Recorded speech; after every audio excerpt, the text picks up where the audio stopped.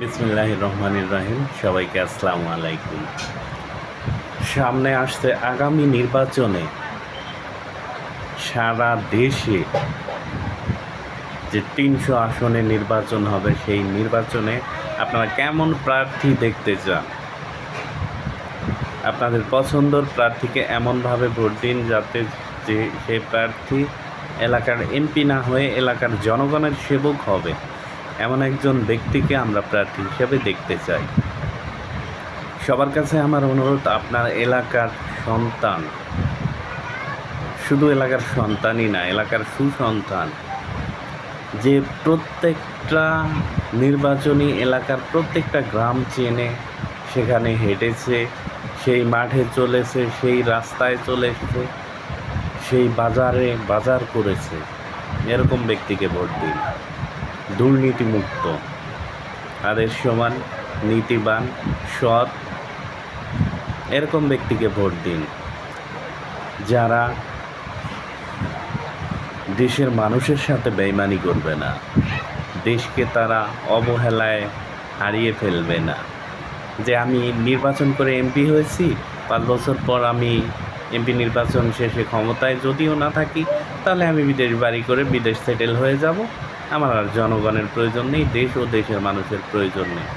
এরকম লোককে ভুলেও ভোট দেওয়া যাবে না। কারণ আমরা সবাই এই দেশটাকে ভালোবাসি, যারা তাদেরই অপার সম্ভাবনা আছে আপনি এই নির্বাচনে আপনার সিদ্ধান্ত দিয়ে যোগ্য একজন এমপিকে সিলেক্ট করতে পারবেন।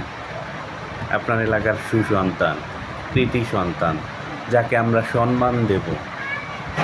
সে শুধু পুলিশ সিকিউরিটি নিয়ে গাড়ি দিয়ে ঘুরবে এরকম লোক না।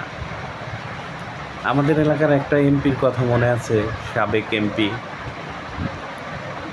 জনাব মরহুম গোলাম হোসেন, তাকে স্মরণ করি।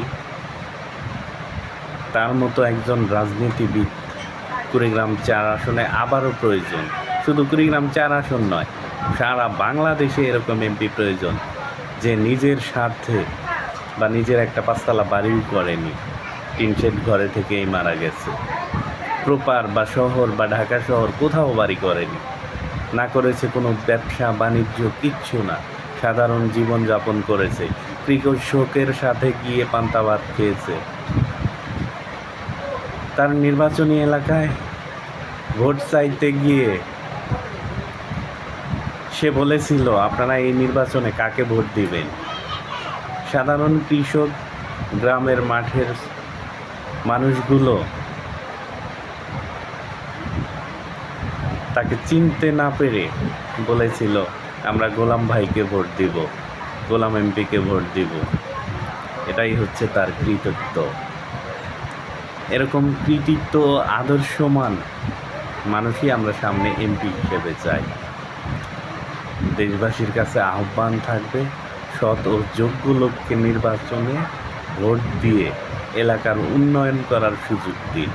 সবাইকে আসসালামু আলাইকুম।